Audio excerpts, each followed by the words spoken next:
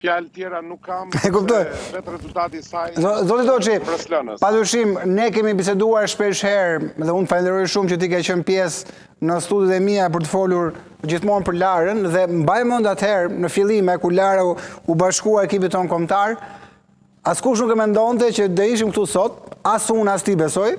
Ndoshta ti pak më shumë, lejo drejtohem me ti. As ju, as ti nuk e besonit, besoj që do ishim këtu e do flisnim që Lara Kulturi është e pesta në botë. Është vërtet e pa imagjinueshme, sepse as në ëndrat tona më të mira nuk e kishim imagjinuar që do bëshim lider në botën e skive.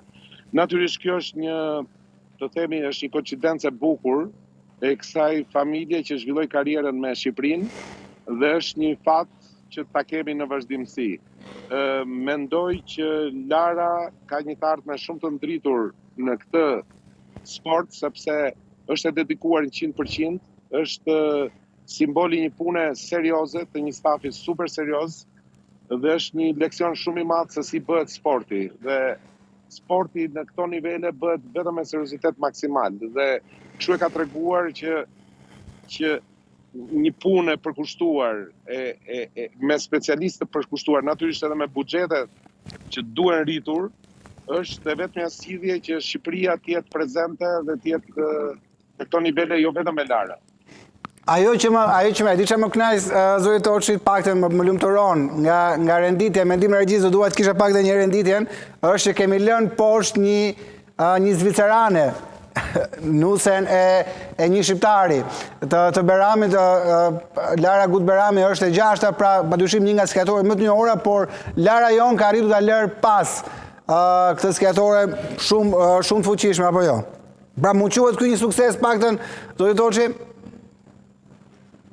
Tani, kjo është një statistik dhe ju e keni vënë re dhe të falenderoj që jeni gjithmonë afër nesh dhe ky sport ka filluar të mediatizohet dhe të kuptohet.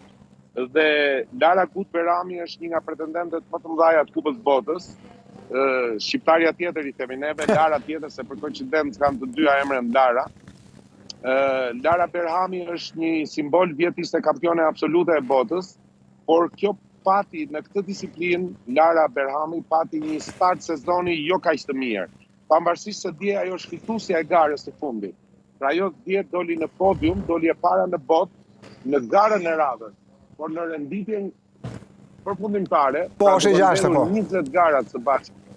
Është e 6-ta. Pra Lara jon ka pas një, aty tregohet stabiliteti që ka pas Lara në garë. Një stabilitet për të respektuar, një seriozitet për të respektuar, pra nuk është një oscilacion rezultatesh, por është një rezultat konstant që e bën Larën tonë të sigurt drejt fitoreve vitet e ardhshme, sepse mos harrojmë Lara Gut Berhami është 33 vjeç, kurse Lara jon është vetëm 18 vjeç.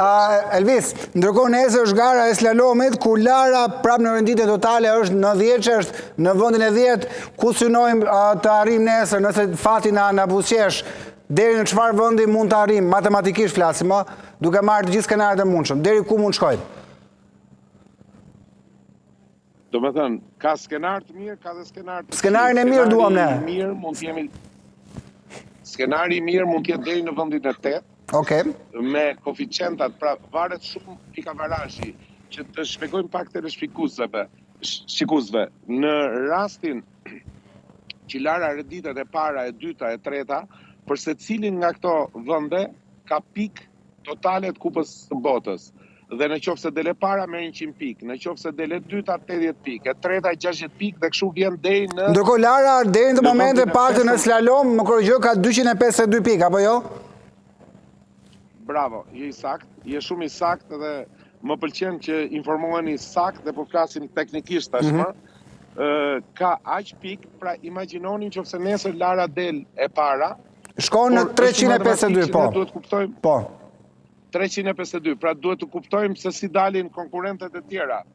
Por, mund marrim dhe rastin negativ që Lara qoftë larg dhe nuk e urojmë, mund të dali nga gara, se është një garë që pitet për të qindat dhe dali me 0 pikë nesër. Pra, çdo gjë është e mundur, prandaj sporti është i bukur, prandaj sporti fal emocione, do ju jap një emocion të ndjeshëm, për shembull, kjo është një nga pistat më të vështira në botë që ne kemi parë deri më sot.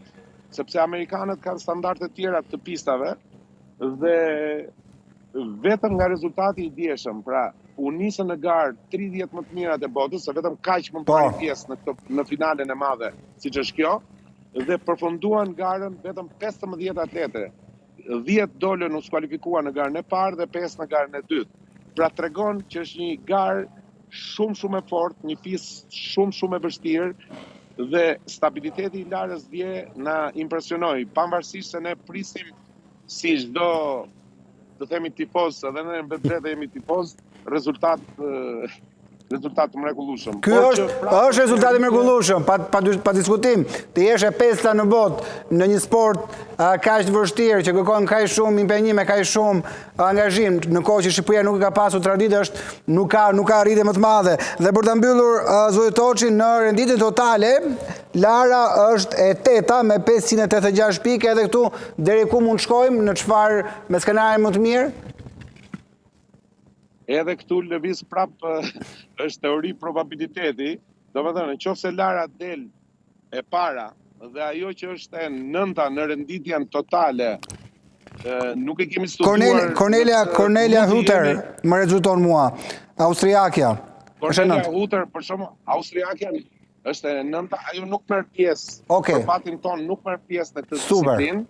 Por nuk na arrin, ajo mbrapa nuk na arrin. Çfarë do arrim neve para është e bukur. Okej, super. Domethënë ndërkohë përpara kemi Alice Robinson nga Zelanda e Re, mos gaboj, ajo është përpara nesh, është me 655 pikë. Kemi mundësi ta kapim.